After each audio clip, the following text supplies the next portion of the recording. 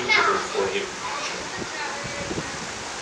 So the horse was not a suitable helper for him. Not even a dog. Man's best friend, as they say, was a helper fit for him. Of course, we know that there are people who love their dog or their cat, their pet, so much. They love it so much. They even organize expensive funerals for their pet dog or cat or whatever when their good friend dies. I think I mentioned it before. There was a lady that my wife and I both knew,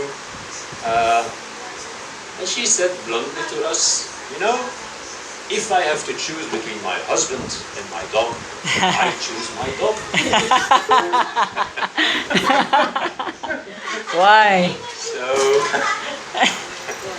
So it can happen that they give priority to the dog over the husband.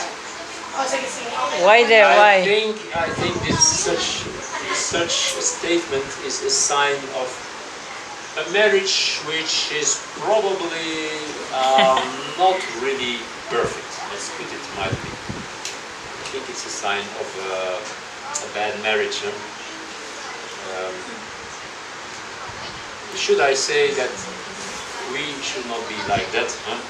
Choosing our dog or our cat or our pet over our husband or our wife.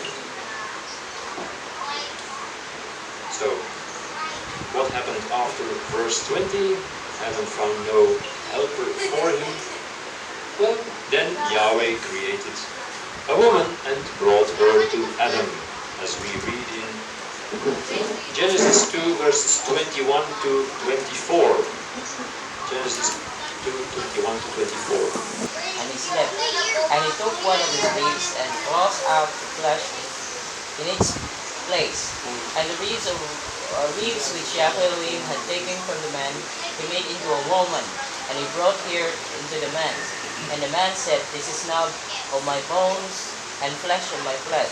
This one is called woman, because she was taken out from the man. For this cause a man shall leave his father and mother, and join to his wife, and they shall become one flesh.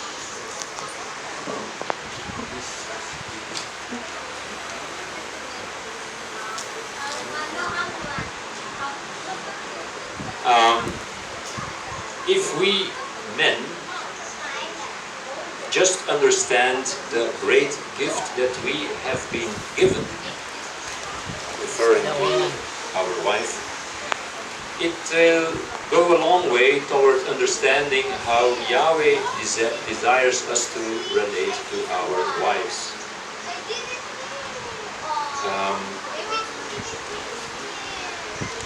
Let's go to Proverbs 18:22. Proverbs 18:22.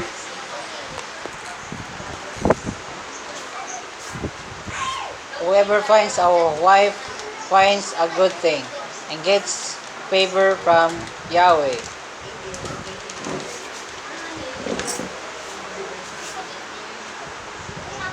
Whoever finds a wife finds a good thing and gets favor from Yahweh. The assumption here, it is supposed here, that the marriage, first of all, is in line with Yahweh's will. For example, a believer looking for an unbeliever to marry is not Yahweh's will. And also it is assumed in this verse that it is that he found a good wife, a woman of virtue.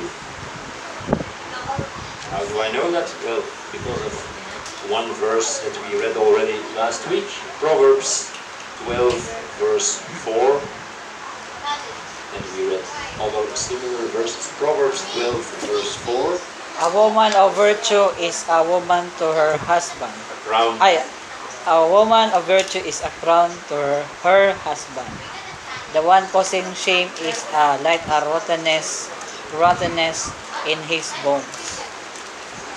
So actually it can go both ways. A woman of virtue is a crown, but one causing shame is not a crown to her husband. It's like rottenness in his bones. What could this rottenness in his bones be? Well, maybe it's referring to something that we would call bone cancer, or maybe it's referring to something that we would call in English is where the calcium is disappearing from the bones so that the bones become weaker. Osteoporosis, something like that. So these might be types of rottenness in his bones. Anyway,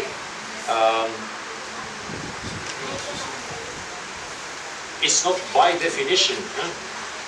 It's not by definition that every wife is